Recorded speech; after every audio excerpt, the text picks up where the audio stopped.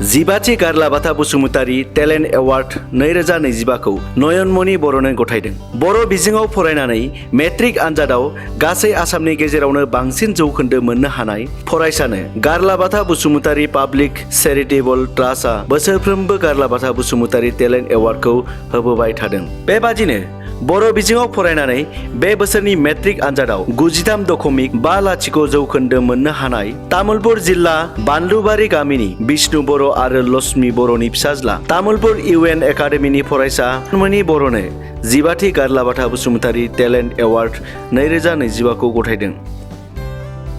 गारलाबाथा Basumatary public charitable ट्रास्टनि मासिगिरि राजेन्द्र मोसाहारि, आखान्थि मासिगिरि शम्भु कुमार बसुमतारी, एट'रनि जयन्ती दैमारि, क'क्राझार जिल्ला एबसुनि बुंथिगिरि मोगथां बसुमतारी, तामुलपुर जिल्ला एबसुनि आफादगिरि बासिराम रामसियारि, रामफुर बिल दख'रा एबसुनि आफादगिरि जाहार ब्रह्म आरो गाहाय नेहाथारि मुसुखा बसुमतारीनि जथायै नुजाथिनायाव नयनमनि बर'जों लोगोसे बिथांनि बिमा आरो बिफाखौ दुंब्रुदै बरायो आरो मान बावनाय जायो। दावहारु गारलाबाथाया सोर? बेनि सोमोन्दै नोंथांमोननो सिगाङाव सुंद'यै फोरमायनो आखायाव लादों। दावहारु गारलाबाथा बसुमतारीया बर' फरायसा आफादनि मोनसे समनि गाहाय नेहाथारि आरो आफादगिरि बिबान रुजुनानै बर' हारिखौ बुहुमनि गेजेरावनो फोजौनाय, फोथांनाय आरो गोग्गो समाज दाफुंनायजों लोगोसेनो बर' हारि जौगाथायनि थाखाय गोख्रों खामानि मावनाय, आलादा रायजो बड'लेण्ड दाबिनायाव बड'फा उपेन्द्रनाथ ब्रह्मजों लोगोसेनो थाफानानै गोख्रों खामानि मावनाय, रमान हांखोनि सोमावसारनायाव गोख्रों बाहागो लाबोनायजों लोगोसेनो बर' हारिनि थाखाय गोबां बिहोमा होलांदोंमोन। दावहारु गारलाबाथा बसुमतारीनि बेफोरबादि सान्थौ आरो सानस्रि फोथांनानै लाखिनाय थांखिजों क'क्राझार जिल्लानि रामफुर बिल ओनसोलनि सान्थौगिरि सुबुंफोरा गारलाबाथा बसुमतारी पाब्लिक चेरिटेबल ट्रास्ट दाफुंनानै समाजनि गेजेराव गोख्रों खामानि मावनायजों लोगोसेनो थांनाय 2010 मायथाइनिफ्रायनो सेबाजों खुंजानाय बर' बिजों आयदाजों फरायनानै मेट्रिक आनजादाव बांसिन जौखोन्दो मोननो हानाय फरायसानो गारलाबाथा बसुमतारी टेलेन्ट एवार्ड होबोनायखौ नुनो मोन्दों। थिग बेबादिनो बे बोसोरनि मेट्रिक आनजादाव 93.50 जौखोन्दो मोननो हानाय फरायसा नयनमनि बर'खौ गारलाबाथा बसुमतारी पाब्लिक चेरिटेबल ट्रास्टनि सोद्रोमाफोरा न'आव फैनानै बरायफैदों। गारलाबाथा बसुमतारी पाब्लिक चेरिटेबल ट्रास्ट बेखौ गारलाबाथा दावहारु गारलाबाथा बसुमतारीनि आइडिय'ल'जि बिथांनि मावलांनाय बे हाबाफोरखौ इयुन जोलैफोरनो मोनथिहोनायनि थाखाय जोङो रामफुर बिल दख'रा बर' फरायसा आफादनि बेन्दों सिङाव दाफुंना लानाय जादों।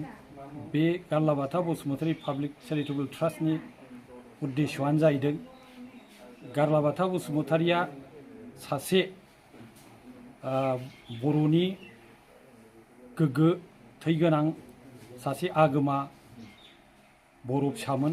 बिथाङा बर' हारिखौ फोथांनाय, फोजौनाय, जेरावबो गेवसार होनायनि थाखाय गोबांथार खामानि मावलांदों। दा बे खामानि मावनायनि गेजेराव बिथाङा नाथाय गावनि न'खरखौ गोबां रोखोम नायलांनो सम मोनाखै। जों नुनायाव बिथाङा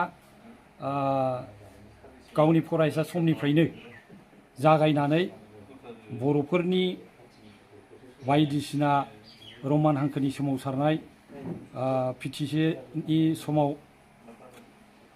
उदयाचल रायजो बिनाय आरो 1987 मायथाइनि 2 मार्चनिफ्राय जागायनाय आलादा बड'लेण्ड रायजो बे सोमावसारनायाव मैखोमै बाहागो लाबोनानै बर'फोरनि गांनाय उखैनायखौ सुफुंनो नाजादोंमोन आरो बिथाङा बड'लेण्ड सोमावसारनायाव बड'फा उपेन्द्रनाथ ब्रह्मजों खाथियावनो थाफानानै आगदा आखाइ बादि थानानै मेंनाय गैया बानाय गैयाजासे सोमावसारनायाव बिथाङा बाहागो लादों। नाथाय बिथाङा बड' फरायसा आफादनि आफादगिरि जाखांनायनि उनाव राजखान्थियाव बर'फोरखौ सांग्रांथि लाबोनो एबा राजखान्थिनि गेजेरजों बर'फोरनि गांनाय उखैनायखौ सुफुंनो थाखाय मोनसे राजखान्थि हान्जायाव हाबदोंमोन। बे समावनो जोंनि बर'फोरनि गेजेराव थासारिया गावजों गावनि गेजेराव बुजाफैनायाव सोरबा सिनाय मोनै उदखारिनि गुलियाव बिथाङा जिउ जोबनानै थांदों। दा बिथांनि मावनायखौ नुनानै बिथाङा जोंनि गेजेराव गैयाबाबो बिथांनि मावनाय आदर्शआ जोंनि गेजेराव जेन अराय थांनानै थायो।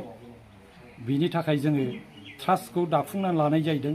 ट्रास्टनि गाहाय उद्देश्यफ्रा जाहैदों बर' हारिखौ अराय फोजौनाय, फोथांनाय, फेहेरनायाव जाय बिथांमोनहा भान्दारि होलाङो बिथांमोननि फारसे जोंनि मान बावनाय, बिथांमोननि फारसे जोंनि मानखौ जासिनाय, बे आरो जोंनि समाजाव राजखान्थि, रांखान्थि, सोलोंथाइ, समाजखान्थि बेफोराव सांग्रांथि लाबोनो थाखाय गारलाबाथा बसुमतारिया नाजाबोदों हिसाबै जोंबो बिथांनि आद्रा थालांनाय सिमांखौ मोगथाङाव जाफुंहोनो थाखाय जोङो ट्रास्टआ गोबांथार माखासे खामानि मावनो आखायाव लादों।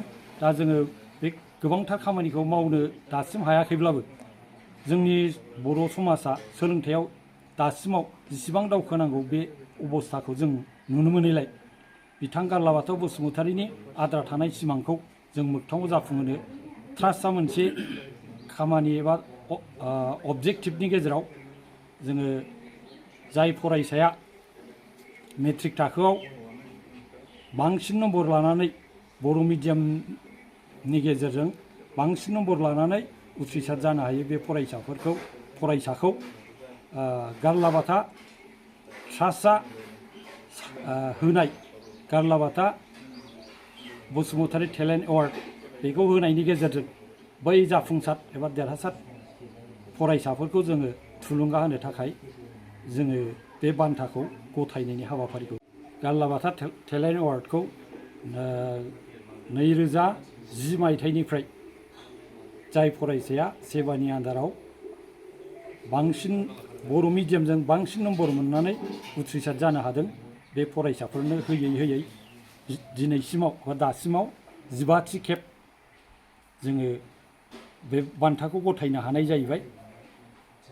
आरो नैथियाव नोंथांनि सोंनाय बादि जोङो गारलाबाथा बसुमतारि पाब्लिक चेरिटेबल ट्रास्टआ समाज सांग्रांथिनि खामानि जोंनि समाजखौ राजखान्थि गावनि समाजनि मानसिफ्रा माबोरै गोग्गो देहा लाखिनो हायो, खाना फोथायनायनिफ्राय जों माबोरै जानगाराव थानांगौ, जों माबोरै रांखान्थियाव गावखौ सांग्रां खालामनानै गोग्गो रांखान्थिनि बिगोमा जानो हायो, बेनि थाखाय आरो गेलेनाय जोंनि दावगाफु सेंग्रा सिख्लाफ्रा जेन गेलेनाय आयदायाव बाहागो लानानै गावखौ सासे गोख्रों गेलेगिरि आरो राफोद देहानि बिगोमा खालामनो हानायनि थाखाय जोङो जोंनि समाजाव माखासे एवारनेस प्रग्राम लानायनि हाबाफारि लानाय जायो। जोङो 2024-25 मायथाइयाव बड' मिडियामजों बांसिन नम्बर लानानै उथ्रिसार जानो हानाय मुस्रि मानगोनां नयनमनि बर' बिथांनो जोङो जोंनि गारलाबाथा बसुमतारि टेलेन्ट एवार्डखौ गथायनो मोननानै जों जोबोद गोजोननाय मोनबाय। खुलुमबाय, आं नोंथांमोननो दिनै बे भिडिअनि गेजेरजों जोबोर मोजां मोनसे खौरां फोसावनो थाखाय लाबोनाय जादों। जोंनि बाक्सा जिल्लानि सिङाव थानाय बर'मायाव rural institute of health science group of vocational nursing इडुकेशनाव bachelor of vocational in nursing केयारनि एडमिशना सोलिगासिनो दङ आरो बेयाव एडमिशन लानो थाखाय स्टुडेन्टआ जायखिजाया स्ट्रिमनिफ्रायनो 12 पास जानाय जानांगोन आरो बेनि सार्टिफिकेटनि भेल्युआ ग्रेजुवेट लेभेल एबा डिग्री लेभेलनि समान आरो बे डिग्रीखौ Scope Global Skill University Bhopal Madhya प्रदेशनिफ्राय होनाय जागोन। स्पेसियली भकेशनेल नार्सिंनि सायाव बेस खालामनानै बे कर्सखौ होनाय जायो।